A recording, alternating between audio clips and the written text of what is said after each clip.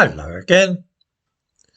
As many viewers will know, around 7,000 illegal immigrants have landed on the tiny Italian island of Lampedusa in the course of 24 hours or so. Some may be seen in the thumbnail to this video, and the overwhelming majority are black Africans. The Italians are calling this invasion an act of war, and they are probably not wrong there. As it stands, the European Union has a policy which says that these so-called asylum seekers are to be distributed across the whole of Europe rather than just remaining a problem for Italy. The Germans are refusing to play this game anymore, but luckily for Europe, Keir Starmer, who is likely to win the next election, has popped up and said that he is keen to sign up to the Common European Asylum Policy. If that happened, then a fair number of those Africans landing currently on Lampedusa would simply be loaded onto aeroplanes and flown to this country.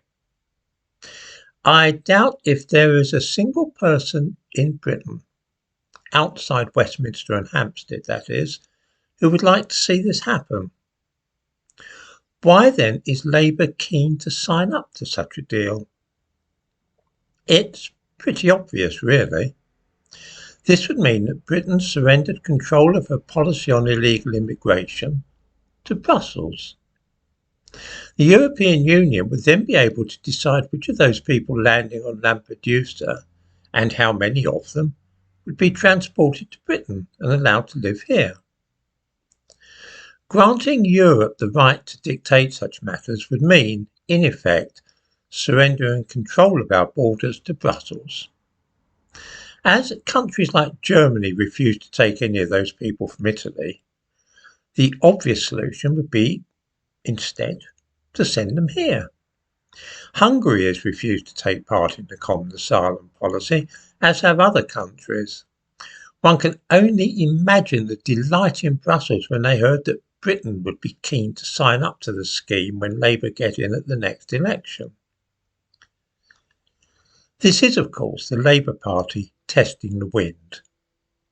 If they get away with allowing the European Union to decide how many asylum seekers they can unload on us, and people will put up with that, then it will probably encourage them to believe that the British are happy to move back towards European hegemony.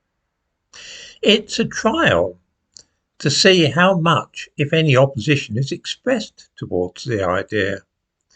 If they can get this past the British, then there will follow another policy which hands back power to Europe. We are in danger of returning to the European community by default if we do not put our foot down now and let Labour know that we reject this proposal overwhelmingly.